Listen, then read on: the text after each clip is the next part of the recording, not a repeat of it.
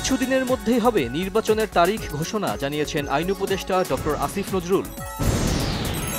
আগামী ৫-৬ দিন সবার জন্য ক্রুশিয়াল সময় বলেছেন প্রধান উপদেষ্টার প্রেস সচিব শফিকুল আলম। আগামী নির্বাচন দেশের প্রতিটি মানুষের জন্য গুরুত্বপূর্ণ বলেছেন বিএনপির ভারপ্রাপ্ত chairman Tarique Rahman.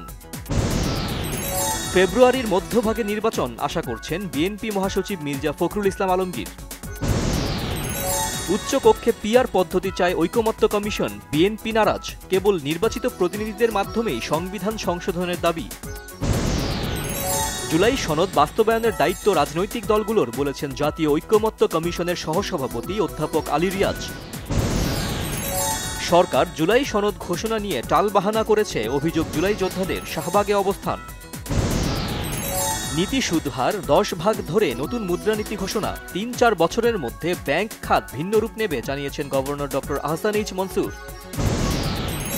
২১ August grenade হামলা মামলায় তারেক রহমান ও লুৎফুজ্জামান বাবর সহ আসামিদের খালাসের বিরুদ্ধে রাষ্ট্রপক্ষের আপিল শুনানি ১৩ আগস্ট পর্যন্ত মুলতবি।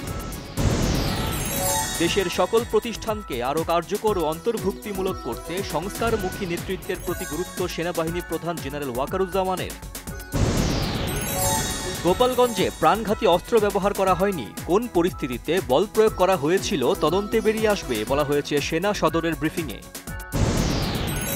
গোপালগঞ্জে এনসিপির পদযাত্রা ও সমাবেশকে ঘিরে সড়কে প্রতিবন্ধকতা সৃষ্টির অভিযোগে আরেকটি মামলা।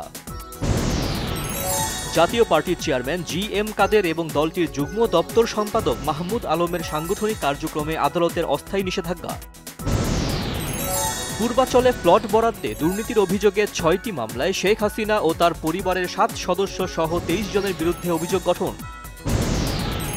ফেনীর মহিপালে বৈষম্য বিরোধী ছাত্র আন্দোলনে মাসুম হত্যা মামলায় আদালতে অভিযোগপত্র দাখিল। নিজ প্রতিষ্ঠানে কর্মচারীদের নামে ইউসিবিএল থেকে ১৫ কোটি টাকা আত্মসাতে সাবেক ভূমিমন্ত্রী সাইফুজ্জামান চৌধুরী জাবেদের বিরুদ্ধে দুদকের মামলা। ফ্যাসিবাদে জড়িত শিক্ষক কর্মচারীদের বিচার না করে নির্বাচন কল্যাণকর হবে না বলছে ছাত্রদল, জোটবদ্ধ প্রস্তুতি ছাত্র শিবিরের। ৪ বছরের বেশি সময় ধরে বলবৎ থাকা জরুরি অবস্থা তুলে নিয়েছে মিয়ানমারের জান্তা সরকার।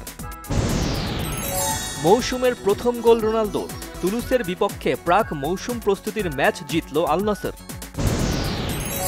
ডালাসে ৮ম Bengali film festival of Dallas ২০২৫-এ নির্বাচিত বাংলাদেশের স্বল্পদৈর্ঘ্য চলচ্চিত্র আবর্ত দ্য সার্কেল।